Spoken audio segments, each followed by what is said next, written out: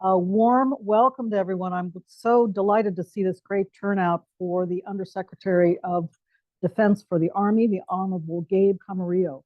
It's wonderful to have him here today. He's going to talk to us about a lot of developments in the U.S. Army, but also, and importantly, what we are learning from seeing what is happening in Ukraine with the terrible fight against Russian aggression there. So I'll just begin with a few words of introduction and then turn it over to you, Gabe. So, I looked at your biography and it says the Honorable Gabe Camarillo was confirmed by the U.S. Senate on February 3rd, 2022, sworn in as the 35th Undersecretary of the Army on February 8th, 2022.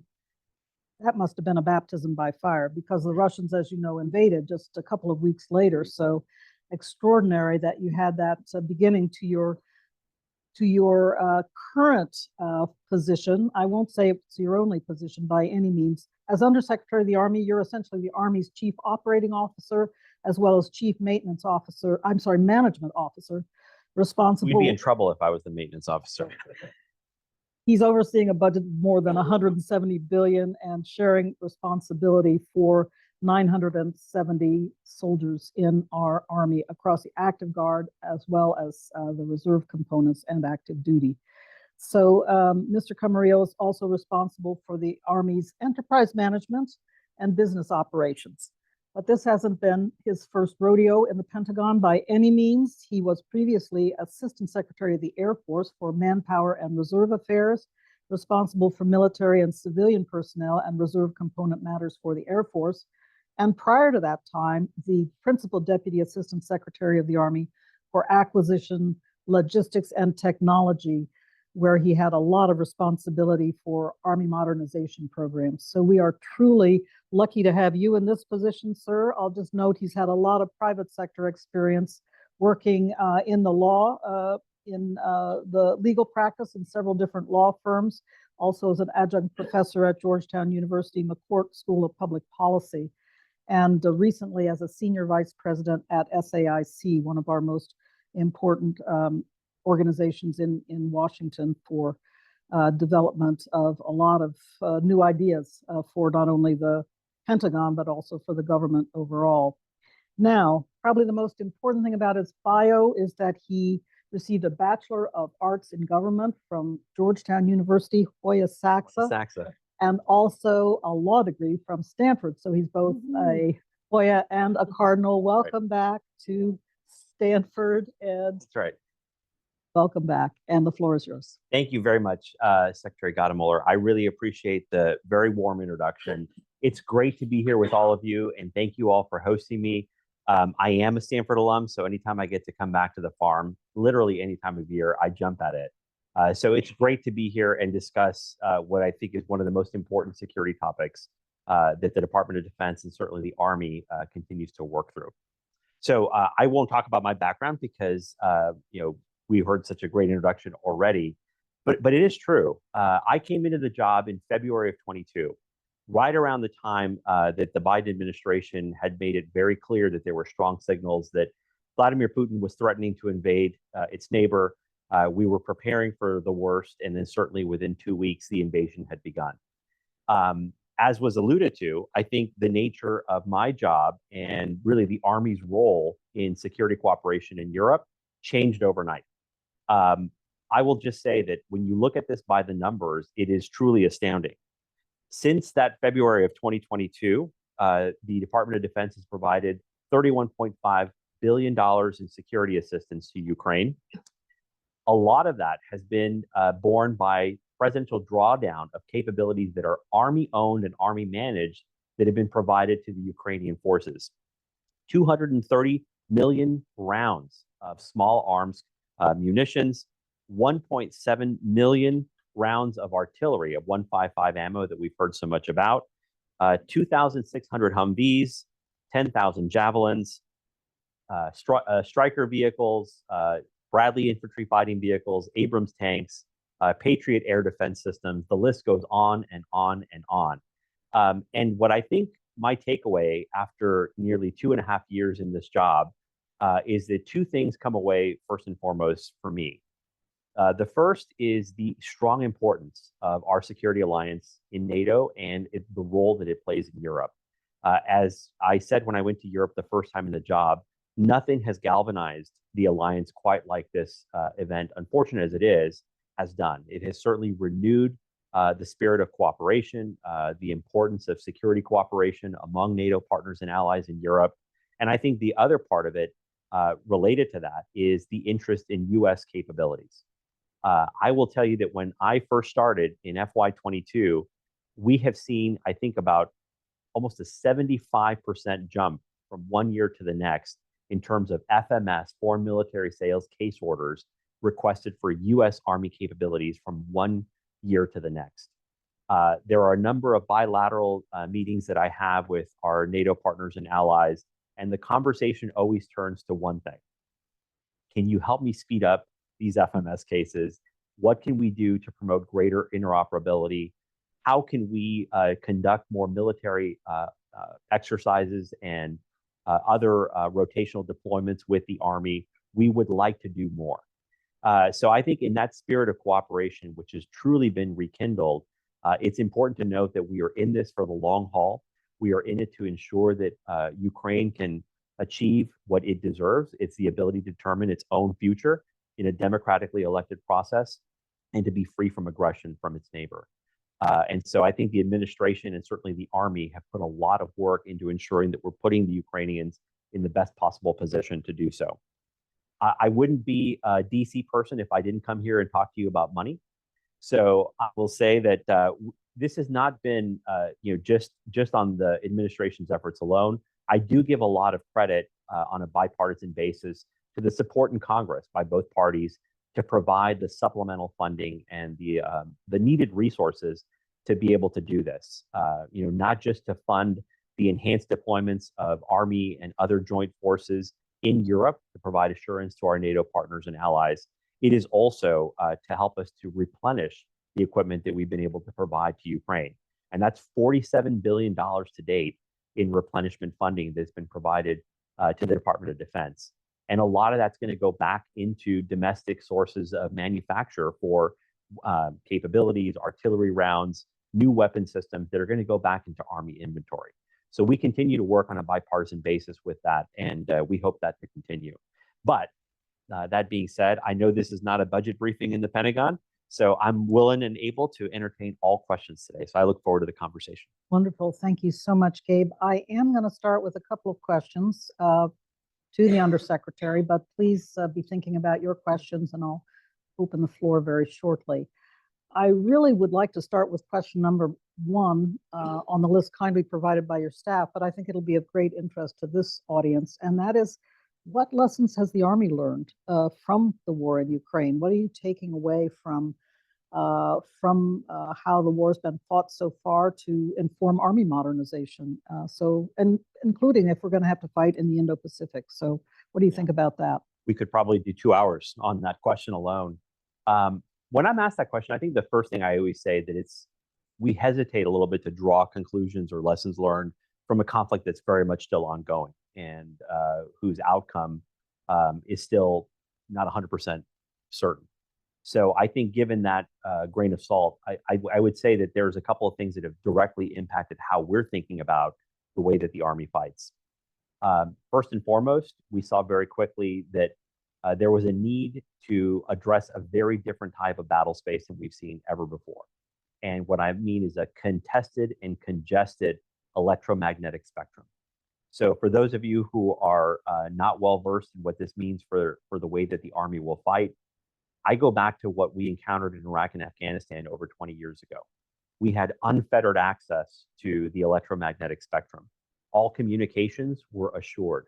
Our ability to conduct command and control with our forces was limited only by the amount of stuff that we could have in what I would call affectionately as an antenna farm in our tactical operations centers in those environments.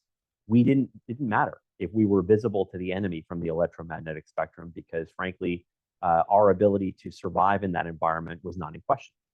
Fast forward to what we're seeing in Ukraine, that same environment is highly contested and it is one that has lethal implications on the battlefield.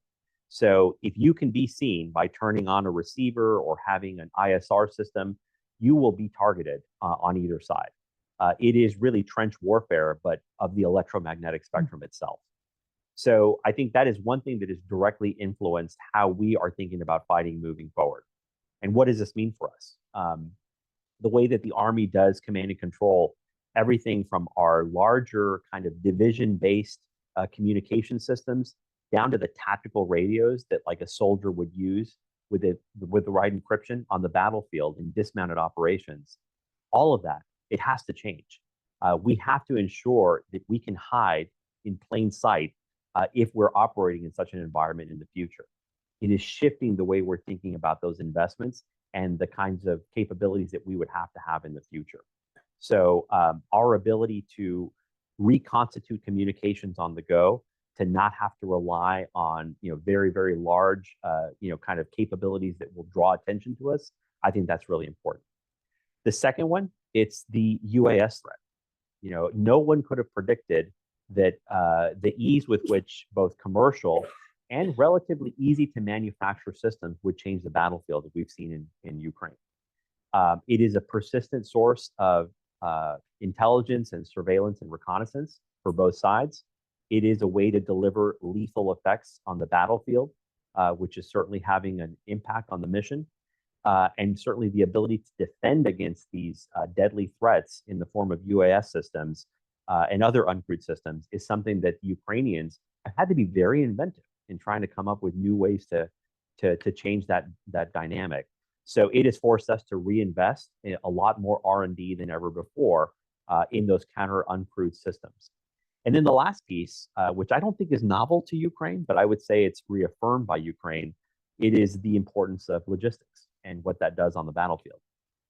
As we saw in the first part of the conflict, Russia's ability to effectively maintain its supply lines, obviously what it did to their ability to move their armored formations at the pace that they wanted to, it was impacted by logistics. And that was something that the Ukrainians were very effective at targeting very early in the conflict. So I think the ability to ensure that our own supply lines in the future are guarded against similar vulnerabilities is something we're spending a lot of time thinking about.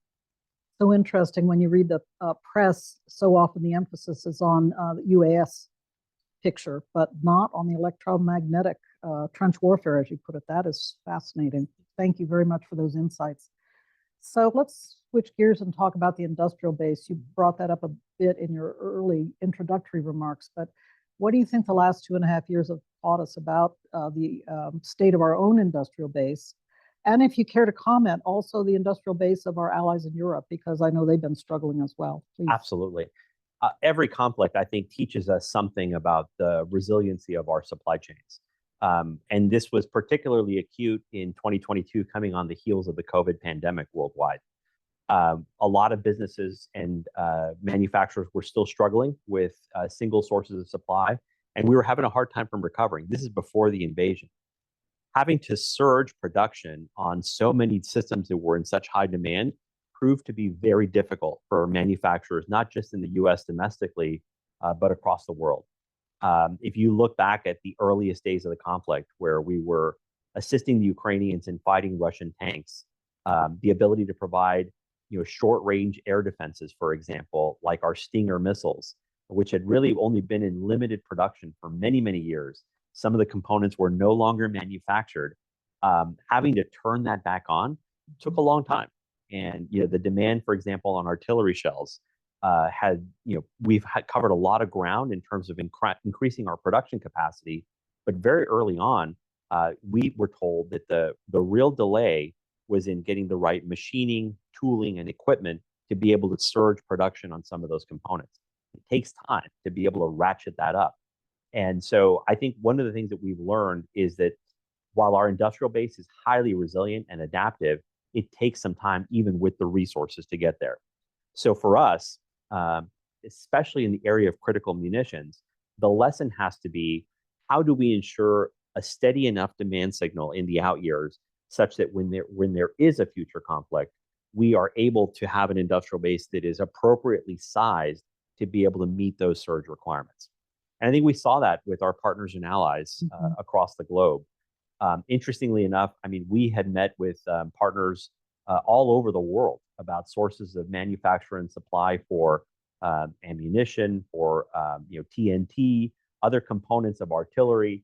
And it's amazing how everybody recognized that probably the capacity was not where it needed to be. So we've done some things to kind of help here. We have made investments across the department in manufacturing capacity.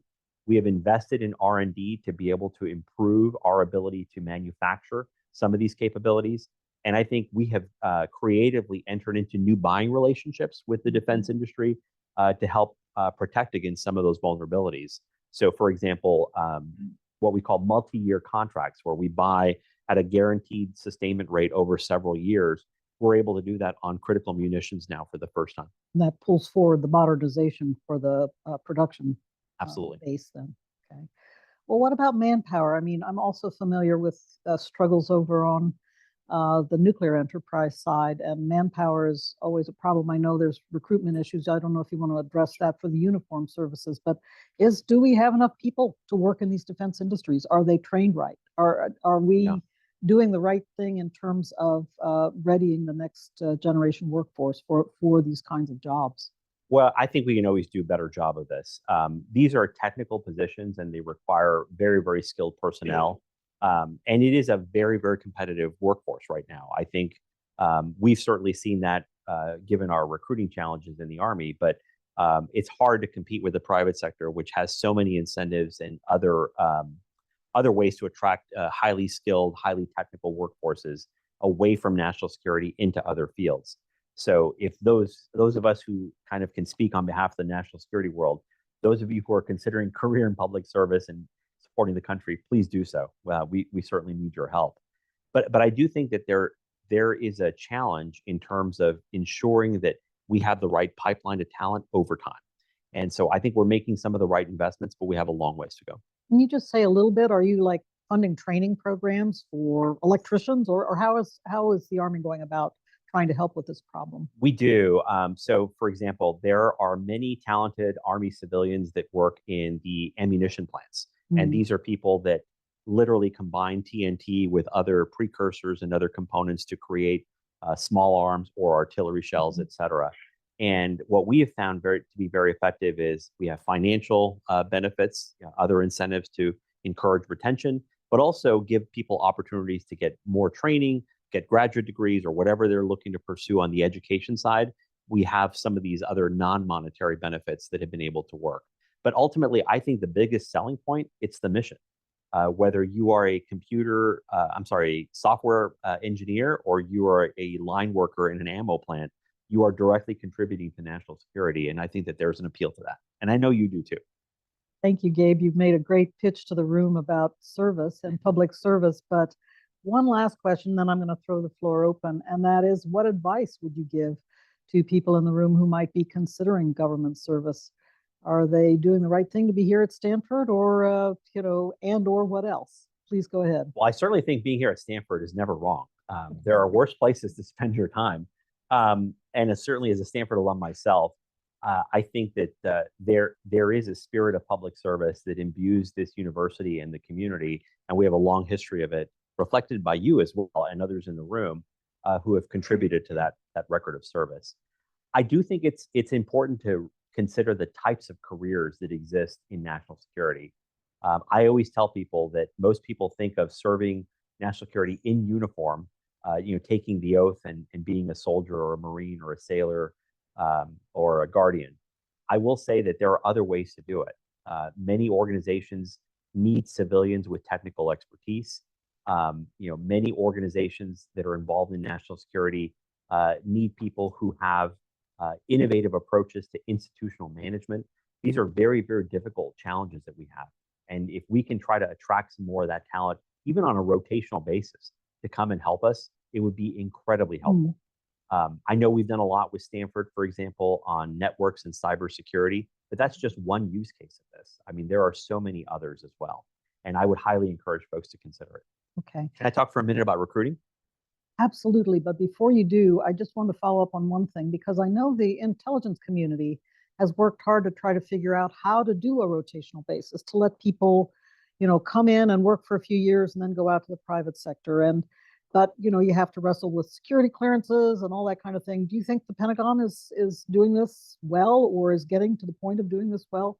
We have pilots that are pretty good about talent exchanges with industry. I think where it works really well is folks that come in, they learn a little bit about what the department is doing, what they need, they get a security clearance. The challenge is by the time they go back, literally their skill sets and their experience with the department needs to be refreshed. And so we would love to see models where people can come back on a more rotational basis. We haven't quite figured out how to do that yet. Complicated. It is. I mean, I think there's ethics considerations depending on where people work. There are security clearance issues, but I think those are all something that we could find our way through. Okay, very good. Now, I'm going to start to take down some names. But please do speak to recruitment. Oh yeah, I mean, this is one where I think you just have to reinvent the model of what government service is all about. How many of you all have heard that the Army had a recruiting challenge? It's a pretty good number. This is interesting. I mean, the Army has had an all-volunteer recruiting force since 1975 at the end of Vietnam.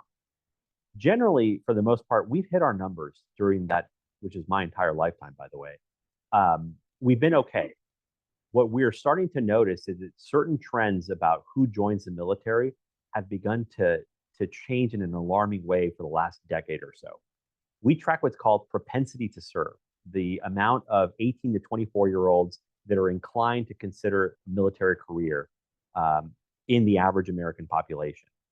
I think as recently as 2013, 2014, the propensity number was about 14, 15% of that population group. It's come down to like 8 or 9 in just the last decade alone.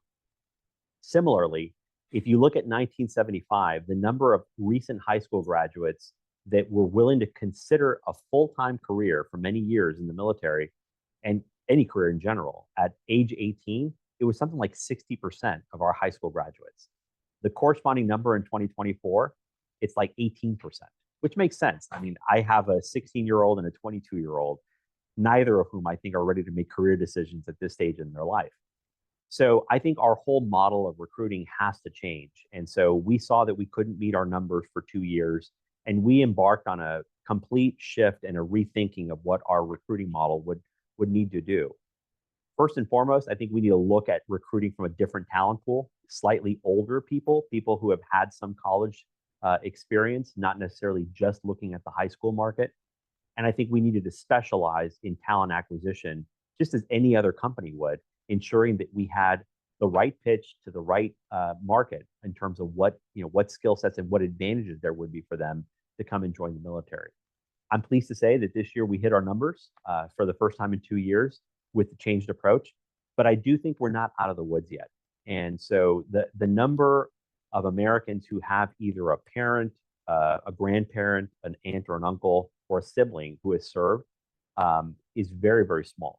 And so what I worry is that the military is becoming increasingly a family affair, and it's something that we are losing that connection to the broader American public. Interesting. So speaking to larger groups, it's really important for me to try to bridge that gap. I myself never served in uniform, but I very much appreciate the opportunity to work on these issues and support our service members. And so I think it's important for us to get that same exposure to other parts of the country. Absolutely, that civil-military relationship is so important in our system. I think it's one of the strengths of our system, frankly. I'm opening the floor now. What I'd like to do is I'm going to alternate questions in the room with some really interesting ones coming in online. So Lindsay Rand, you're first. Please introduce yourself. Oh, wait for the microphone. We'll be giving Eliana exercise today. Lindsay, I'm a postdoctoral fellow here working on nuclear and quantum policy. So actually, the EM spectrum stuff is interesting. But I was wondering if you could provide a few comments on the Army's perspective on open source intelligence and how that's playing out in Ukraine as well, because I feel like that's obviously another new trend we're kind of beginning to understand in this space. Yes, and for everybody else's benefit, open source intelligence that's available anywhere on the internet has demonstrated to me one thing in terms of a lesson learned from Ukraine. sources of that intelligence, whether it's everybody's phone, drones with full motion video capture, are ubiquitous on the battlefield. Yeah. So really what that calls attention to, in my view, is the need for better tools and better specialization to ensure that we are, for lack of a better term, sifting through all of the data that is coming through on the battlefield. On the one hand, having that much additional data is very, very helpful to the intel analysts, but it creates even more of a burden on the human side for the person who is doing what we call processing, exploitation, and dissemination of that intel data to make it into something operationally useful on the battlefield. The good news is we have a lot of tools to do that, and a lot of them are AI enabled. And there is a whole host of great companies, a lot of whom are based here in Silicon Valley, that are very, very well poised to help us do that. And so I think we've begun to incorporate those capabilities into our tool sets very, very effectively. But I still think that there's probably some additional room for us to grow in that space. But I will say that in the future, what this means is battle damage assessments of how effective, for example, a long range strike was, will probably be discernible in your heavily secure SCIF compartmented facility at the same time that you see it on X or Twitter at the exact same time. And so that's the world that we're going to be living in the future moving forward. And so ensuring that we have the right feedback loops and mechanisms to ensure that first and foremost, we keep our people safe and that we can be effective at the mission is really important. And quality control. Absolutely. Yeah, that's all built in, has to be. Yes, ma'am. All right, now I'm turning to Stephen Patelis with a question online, and Eliana Arzam has the next one from the room. So from Stephen, this question: how are Ukrainian requests to be allowed to use US supplied long-range systems targeting deep in Russia affecting partner and ally thinking about developing their own domestically produced long-range systems versus buying American? That's a great question.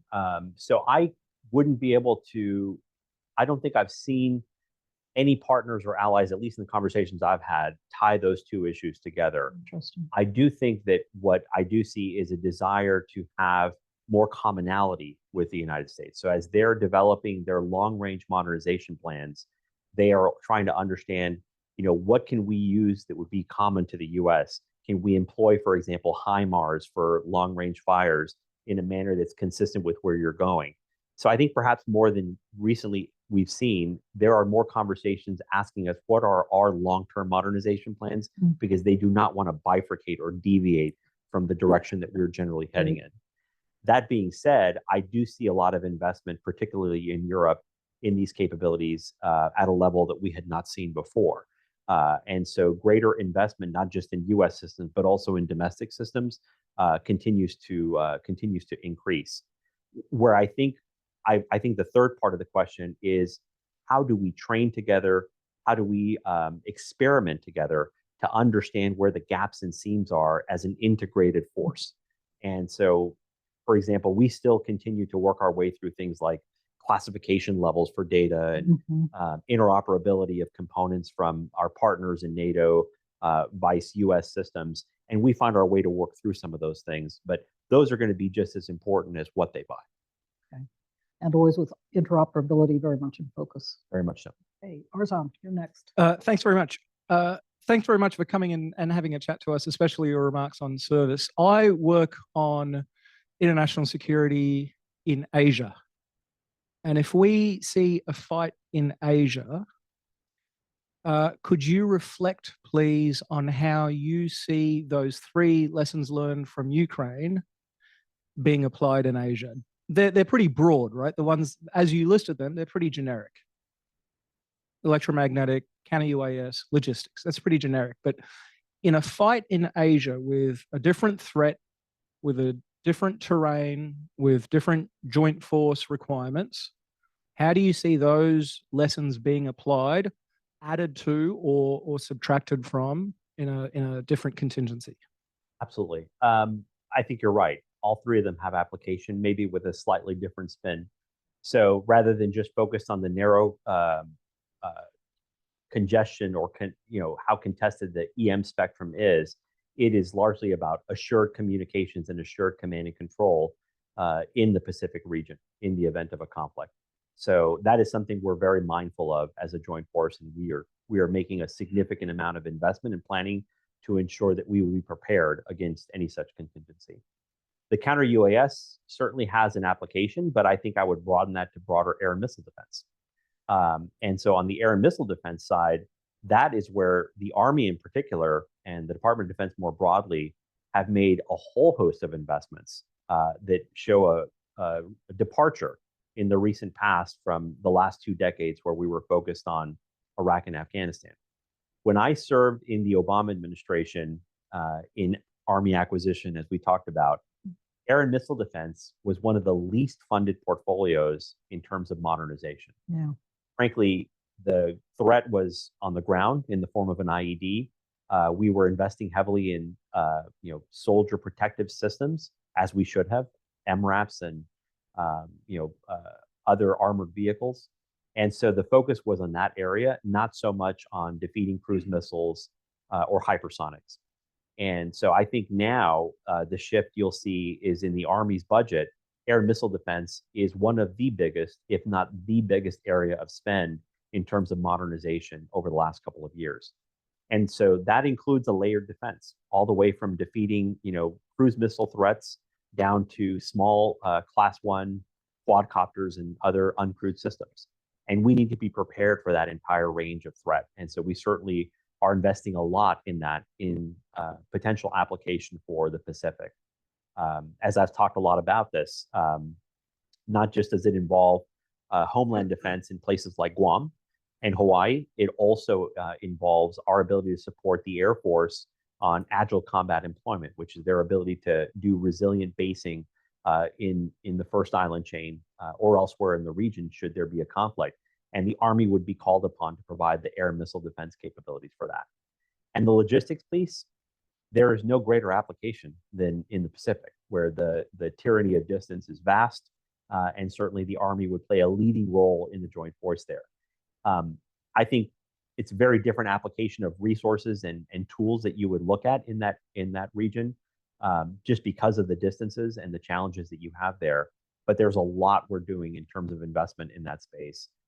Everything from autonomous resupply capabilities, pre-position capabilities, et cetera, to ensure that we're able to meet any such contingency. Mm-hmm. Thank you very much. Again, from our audience online, Patrick Tucker asks, can you speak to how Ukraine and Russian forces are making use of Starlink, satellite communications? What does this tell us about the importance of dual-use technologies in future wars? Well, I think we have done a good job the last several years of recognizing that the commercial sector has in many ways outpaced military technology in a couple of areas. And so whereas the Department of Defense used to be the incubator of a lot of cutting edge technology, and it still is, sometimes now we are late adopters of what the commercial sector is already doing. And I think it's great that we have embraced that and found ways to do business with these companies that provide capabilities, frankly, that are game changers. So the need for a proliferated low Earth orbit satellite constellation to provide assured communications on the battlefield, Starlink or otherwise, is a must-have, I think, in the future. For those of you who are interested in this stuff, as I am, I go back to Iraq and Afghanistan, and you compare that again. When we were deploying forces in those two countries, our idea of resilient communications was essentially for us to take an entire communications infrastructure that would rely on SATCOM, like different type of satellites, and take it with us to the battlefield, have it powered by generators, and somehow make it work. And it would have to create these self-healing mobile networks that would not always be that reliable. Fast forward to the 2020s, and you've got a very resilient source of communications in these low Earth orbit constellations, and it changes the game entirely. So, I think it's great that the department has moved forward in that direction. It's great to see the Ukrainians make great use of it on the battlefield. And I think the only thing that we need to continue to think about is how does that architecture change over time so that we can keep pace? This questioner asked about the Russians using Starlink. Are they also using Starlink? Your knowledge? The Russians have not, to my knowledge. Interesting. Although I guess Elon Musk has been offering up some advice, perhaps to the Kremlin in that regard, but we don't have to talk Or about so it. the TV tells us. So the TV tells us. Margarita, please introduce yourself. Oh, please wait for the microphone. I'm Margarita Sheshelgita. I'm visiting fellow here at CSAC. I've been following recently quite closely the debates on rebooting European defense industries. And there's been new institutions established, new funds established, a lot of efforts on their side.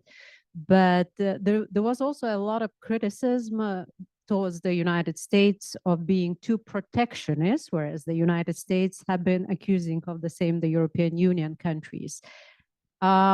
How would you envisage this potential future of cooperation? Because it's equally important for both sides. What are the main challenges and opportunities, perhaps? Thank you. A great question. I think the last couple of years has shown us the need, as I said earlier, to ensure that our industrial base is resilient. And it is an industrial base that is broader than the domestically sourced one here in the United States. I think it involves our partners and allies and other sources of supply around the globe. And there's a lot that we've done in this space, pursuing, for example, with our partners, opportunities for co-production and co-development of new capabilities, ability to essentially ensure that we're getting the best in terms of R&D from both sides of the equation and be able to put those into practice, try to get the best tech out to the warfighter.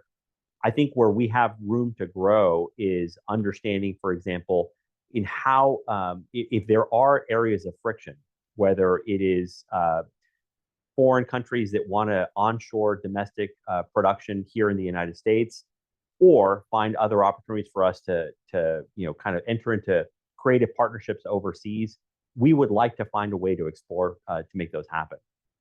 Certainly, if there are tax issues or other issues, we can work across the interagency to work our way through some of those challenges, and particularly with our NATO partners, we've been very, very successful. But if you have any specifics in mind, I'm happy to address it. Thank you. I have an interesting question from online, but I just want to give Eliana a heads up. Steve Piper is next down at this end of the room. So here's a very intriguing question. In Ukraine, many civilians and volunteers are bringing drones, automobiles, other kinds of supplies to the armies at the front. Is this the future of warfare, or should military develop tighter controls over these kinds of initiatives? Well, I mean, first of all, I don't think you can extrapolate from what you're seeing in Ukraine, a country that is actively defending its territory for its own sovereignty and its own existence, to how we should conduct future operations across the globe. I do think that in certain areas of technology that have become more accessible and ubiquitous, like small UAV systems, would be a great example. That is an area where there is a high demand and low supply, and it is pretty much total mobilization there to try to get capability to the edge. Possible to the front. Absolutely. I would rather see the United States, and for us, be prepared against such a possibility, and to have sources of manufacture, the ability to stockpile some capabilities, and more importantly, work with industry to turn things on to be able to surge to meet our demand. That's the approach I'd like for us to see. I can imagine that has to be the answer, honestly. Okay, Steve Piper. Steve Piper, I'm an affiliate here at CSAC and a retired Foreign Service Officer. Over the years, the Army's made a lot of investment in heavy equipment, Abrams tanks, Bradley fighting vehicles. And I think what Ukraine has shown us in the last couple of years is there are vulnerabilities to those systems that we were not thinking of perhaps 3 or 4 years ago with the electromagnetic spectrum, with UAVs. How is that changing the Army's thinking of how they would use those things? Are they still useful, and how would you use them, say, differently than would planned 4 or 5 years ago? Well, first of all, yes, they are incredibly useful. And as a testament to that, I would point out the fact that Ukraine has both requested and received Stryker vehicles, Bradley IFVs, and Abrams tanks. And they remain incredibly effective all around the world, not just in Europe. What I would say is that it has directly informed our thinking about how we modernize those platforms in the next generation. The good news for the United States Army is that we have programs in flight right now, and it was just at the right time, on both upgrading the Abrams tank and the Bradley infantry fighting vehicle. So I'll give you the example of the Abrams tank. We had planned to essentially take a few more years before Ukraine to think through what our requirements would be for the next generation Army battle tank. What we saw in the first couple of years directly influenced our thinking and said, actually, we can probably accelerate based on what we know now and build a tank that is very much informed by these lessons learned. So we are going to go directly to what's called the M1E3 Abrams tank. It's a third generation version of this. And what the new Abrams tank is going to have is some attributes that directly speak to what I talked about earlier. The threat we saw from overhead UAVs and top attack from other threats will be directly addressed by a native active protection system on the tank. This is the ability to kinetically engage and non-kinetically engage targets that are a direct threat to the vehicle. Secondly, it will be the first hybrid electric drive a combat vehicle in the Army's inventory. So this will have two effects. With a hybrid electric drive, it will reduce the logistical burdens of having to transport fuel on the battlefield, but it will also be able to run in what's called silent watch and essentially reduce its EM spectrum footprint that it will have on the battlefield. And then lastly, we are incorporating lighter weight materials than we've ever used before on both the Bradley and on the Abrams replacement in order to also further reduce the impacts of carrying fuel. The Bradley was already in a program to be upgraded. It's a new design vehicle called the XM30. I know it sounds like a satellite radio station, but the XM30, which will not be its final name, it will have also an active protection system. It will be hybrid electric drive, and it will also have a number of the weight savings that I talked about here. So rather than just repeat myself, I wanted to give you a sense of how we're modernizing these combat vehicles for the future. You're not giving up on mechanized warfare. I don't think the world has. I mean, frankly, the Russians didn't when they invaded Ukraine. No, by no means. Of course, they weren't too successful, at least to begin with.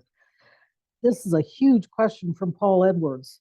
What do you think? Is the reason for the declining propensity to serve in the U.S. Armed Forces, is this mainly a marketing issue, an issue with the legitimacy of the U.S. role in recent conflicts, or is it a problem of domestic polarization? As I said, a big question. So That's a great question. I'd love to take it. The good news is I've got some data.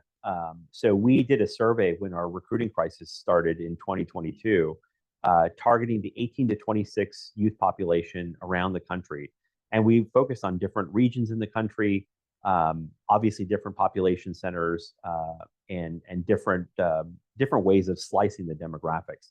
And we generally ask people, what is affecting your propensity to serve? What are the factors that drive your thinking about whether you would join the military in that age group? What we generally found were that there were two things that stood out as the factors why people didn't want to join. The first was fear of getting hurt.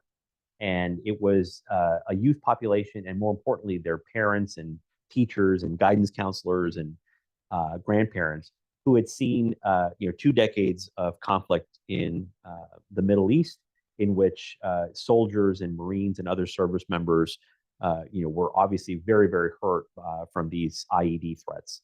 So I think that was one of the things that we had seen, fear of getting hurt.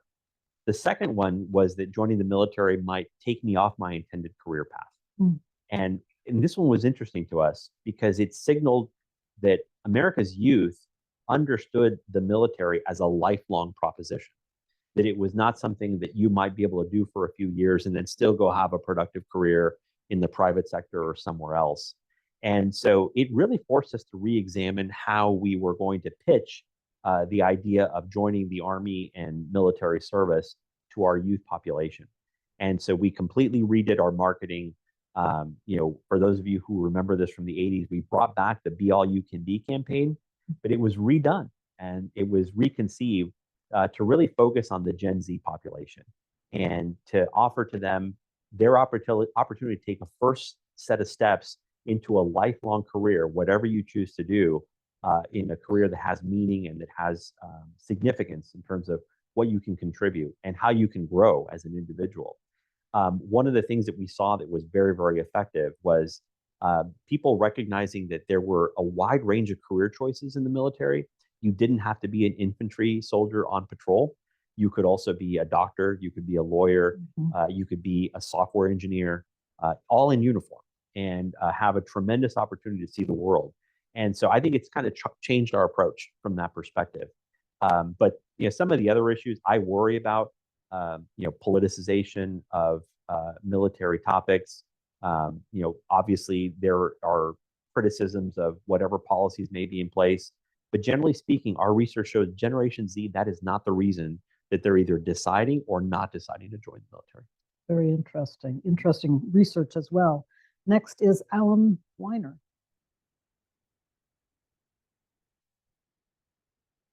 Thanks very much. I'm Alan Weiner. I'm at the law school. And great. Actually, I'm an alum of the law school as well. Oh, wonderful. Nice to meet you. Nice to meet you. Steve largely asked my questions, so maybe, but that never causes one to give up the microphone, right? So maybe the follow-up question is, I mean, it does seem, the Abrams have been getting pounded. I was just looking, like, of the first 31 we delivered, 14 have been destroyed. What do you think is the weapon that is most likely to be effective for the Ukrainians? And I also worry about the F-16s also is not making a difference, right? So what kind of weapon in this new environment is most likely to be effective? And do the Ukrainians have that? It's hard to say that there's one, quote unquote, silver bullet that's going to make the difference. It is not just the weapon system itself. It is how it is employed. It is how you train your forces. It is the full spectrum of that capability as it's brought to bear on the battlefield. I mean, I would just point out that, for example, our Patriot air defense systems have been incredibly effective in Ukraine. And they've been very critical for defending civilian infrastructure in Ukraine from the Russian threat. So our stuff is working incredibly well out there. And as a testament to that, I would just point to all the FMS demand around the world. Everybody wants to buy U.S. manufactured weapon systems. I always like to tell people, if when I'm trying to defend my budget on Capitol Hill every year, I can just go to all my FMS partners and allies, and they'll tell you how important it is that we continue to march along the path that we're on. But again, I think our stuff has been very, very effective, and I would challenge anyone, to prove otherwise. Another interesting question from online, and one actually that I think a lot about. One of the threats highlighted by the Ukraine conflict is the possibility of having to conduct operations in an environment where tactical nuclear weapons have been used. How is the Army thinking of this threat differently, and thinking about the threat differently perhaps today? This is something we thought a lot about during the Cold War, in the midst of the Cold War, as the saber rattling by the Russians caused some new thinking in this area. Well, certainly the employment of nuclear weapons is something that we should all always be prepared for in national security, but nothing that we should ever encourage, and always work across the spectrum very, very diligently to ensure always remains nothing more than a deterrent capability. And so that is where our focus is first and foremost. But I will just say that, it has renewed, as we have seen, in any conflict. You always worry about the portfolios that aren't funded until you need them. Yeah. So I will say that, 10 years ago, we probably took risk on munitions. And so we didn't need to fund production capacity to the fullest extent because we thought that it was okay for us to wait and take some risk. And then, of course, Ukraine happened. And so we had to surge and meet that demand. Our ability to defend against, radiological threats, nuclear weapons, all of the what we call the CBRN, chemical, biological, radiological, nuclear defense systems, to ensure that all of our platforms and our capabilities are hardened against those types of threats.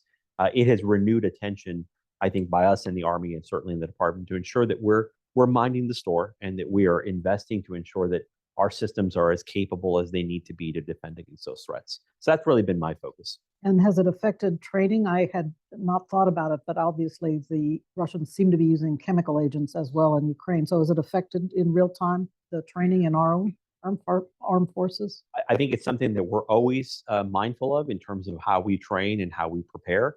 But certainly in terms of specific approaches that we're taking, there's some that I probably can't talk about in this setting. Understood.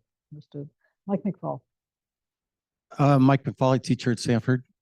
Great talk. I want you to talk about the things you're not supposed to talk about, but I'm going to ask, it's been asked twice, and I'm going to ask one more time, building on Alan's question and Steve's. I'll ask it in a slightly different way. And I'll do some reporting. I do a lot of talks on Ukraine, and I think there's a conventional wisdom when I give talks here in the United States is that this is stalemate and it'll never change. When I talk to my Ukrainian colleagues, which I do quite frequently, I hear a lot more hope that there are two different kinds of things that they talk about. One is we'll actually do a real offensive in the spring because we'll have all the equipment that you provided and we'll be able to use it, unlike the last time. And second, they talk about all their innovations, that you've hinted at, FPVs, all of them, algorithms, not just the hardware stuff, the software stuff. Give us your take and add to that the Russian side, right? We've been talking about the Ukrainian side. I want to, if you're giving an assessment, what are the probabilities of breakthrough, and what for us outsiders who don't have the information you do, we should be looking for to think about breakthrough on either side, Ukraine or Russian. And then the second question, if we have time, how many years do you think it'll be in the future before the United States or NATO allies will be buying Ukrainian weapons? Oh, that's a good question. I'll start there. I think the Ukrainian conflict has provided an invaluable opportunity for a whole host of entities in the defense space to be able to pioneer and employ and experiment with new technologies at the cutting edge. I talked to a group this morning at the Defense Innovation Unit over in Mountain View, and we were talking about how we plan experiments where we're going to test out technology, and we'll plan it about a year in advance, and we'll go out to Fort Irwin and the National Training Center out there, and we'll learn. But there is no equivalent to deploying a new technology to, for example, the Middle East against the UAS threat, or seeing how something performs from our partners or our allies in Ukraine. It's invaluable as far as the lesson is concerned. I think that culture of innovation and risk-taking that we've seen from the Ukrainians will probably persist for quite some time. And certainly they've proven themselves to be very adept, whether it's tele-maintenance of existing Army platforms that they've been able to create some really interesting tools to do that. I've seen them remotely figure out how to work on a Bradley infantry fighting vehicle without having all the technical manuals and specs that you would normally get if you were here based, in an installation in the United States. So I think that will continue. Now, I do think that, it's hard to project, to your broader question, what the outcome of the war will be, which is really in effect what you're asking me. I will tell you this, the Army, the department is 100% committed, as is the administration said, to support Ukraine for as long as it takes. And so we have worked really, really hard across the department to meet the demand, and led by the Secretary of Defense, working with all of our allies in Europe to identify what they need at the point that they need it to ensure that we're giving them the capabilities that they have to have. And you've seen those evolve over the course of the conflict, from the earliest stages when it was a mechanized conflict and we were worried about, anti-tank mines and javelins, obviously to the need on heavy artillery in order to engage in the very frequent skirmishes that we saw on the front lines, to the air defense threat and the counter-UAS threat that persists. All of these have shifted over time. And you'll see that across NATO and certainly in the Ukraine contact group, they are working on these issues daily to project what they're going to need and where they're going to need it. My job on the Department of the Army side is to look into our coffers, ensure that we're adequately working across the department to balance risks and trying to lean forward as much as we possibly can to put Ukraine in a position to succeed. So I'm sorry that it's not a more direct answer, but that's the best that we're going to do. And, we are in this as long as it takes. Very good. Last question goes to Tobias Vessner. Melissa, I'll see if we have a little time right at the end, but Tobias, floor is yours. Thank you very much. Great talk, really, really insightful. Tobias Vessner, visiting scholar at CSAC. 1.5 questions. So the first half question basically relates to what you said with regard to Silicon Valley and the commercial sector. Are there any lessons learned, or kind of, if you're don't want to say lessons learned, best practices or good approaches that you use or that you have been able to develop in terms of the collaboration with the civilian tech sector that could be potentially usable by other states or other firms, etc. And the second, that would be the full question, relates to ethical issues of the defense industry. Thinking concretely, mismanagement of funds, corruption, but even like proliferation of weapons and certain technologies. Is this a concern? And if so, how is that concern approached? Or is it not really a concern because there's really a high sense of urgency to deliver effective assistance? Great questions. Those are fantastic. I'll take the first. The broader lessons learned for partners and allies, and really for the US, in terms of continuous adoption of these dual-use commercial technologies and other innovation into the battle space. I will say that the challenges are not technical, they're institutional. And it's not because people don't want to do it. I think there's a tremendous amount of eagerness, I think, frequent early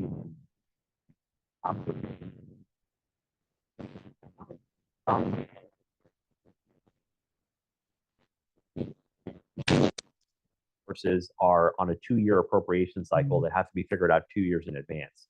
So imagine if you were trying to buy a wardrobe and all your clothes were lost, through a fire or a flood, and you can't go out and shop and you can't go out and buy what you want at the store, try it on.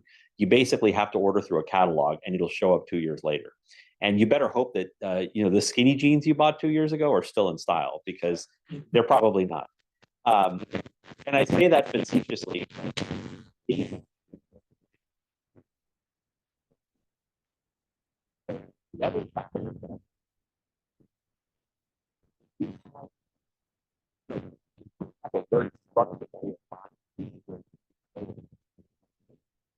So, another terrible analogy. You buy a car, you don't buy the car, battery, the brake system, and the software that kind of operates your interface in your vehicle. You don't buy all those separately and put them all together. And there's a lot of innovation out there at the component level, but we ultimately need to buy the car. And so it makes it very difficult in practical terms to figure out how to ensure you're getting the best versions of each of those subsystems and each of those capabilities that are out there. Now, all is not lost. I do think that there are ways that we can structure our acquisition programs, work with the Congress. We have a lot of authorities to be able to do that in a very, very creative way. And we're doing it in some areas that I would love to talk to you about afterwards, if you'd like. But I do think that that's some of the challenges that we have to work our way through. And I think those are lessons learned for our partners and allies in whatever existing rule sets they operate under. And when I travel the world and I talk to them, they always marvel at our military capabilities, but they're struggling with a lot of the same things. I mean, they've got domestic suppliers that have different considerations, and they have the same regulatory environment. They have other issues they've got to work through, funding challenges and the like. So that's where I think those of us who are interested in willing and serving in government and are interested in kind of tackling these institutional challenges, that's where the challenge remains. But what I'm very pleased to see is there's a lot of us in the government right now, and we're working on this every day. And we have a lot of successes you probably don't hear about, but the goal is, how do you scale that out? Now, let me answer your second question, which is about more of the ethical, I think, term controls or issues that you referred to. We can never lose sight of that. And, that is what makes the United States military, in my opinion, the greatest in the world, because we can be very effective at the mission, but we never take risk on those areas that are absolutely, vital to ensuring that, we promote trust and confidence in what we do. And I'll give you one example. Accountability of inventory that is used in the drawdown process to give to Ukraine. We have, very, very strict and rigid accountability processes and systems to ensure that things are tracked very carefully. We know that all of these processes get audited, not just by the department, but often by Congress. And we know that we live and we operate in an environment where everything is very, very heavily scrutinized. And it should be, because that is a system of oversight that those of us who work in the executive branch have to operate under. So I would not suggest at all that we ever take risk in those areas. We have a lot of talented, dedicated professionals whose job it may be just to ensure that those process controls are in place and that they're followed. And I would argue that that's just as important as anything else, because without public trust and confidence, you cannot have the opportunity to do the mission. And so whether it's safety or accountability, et cetera, we cannot take risk in those areas. Gabe, that's a great point on which to end. I apologize. We had several good questions I didn't get to from our online audience. And Melissa, apologies, we didn't get to you either, but we like to start on time and end on time here. So thank you very much for a remarkable presentation and a really good discussion. Please join me. Thank you.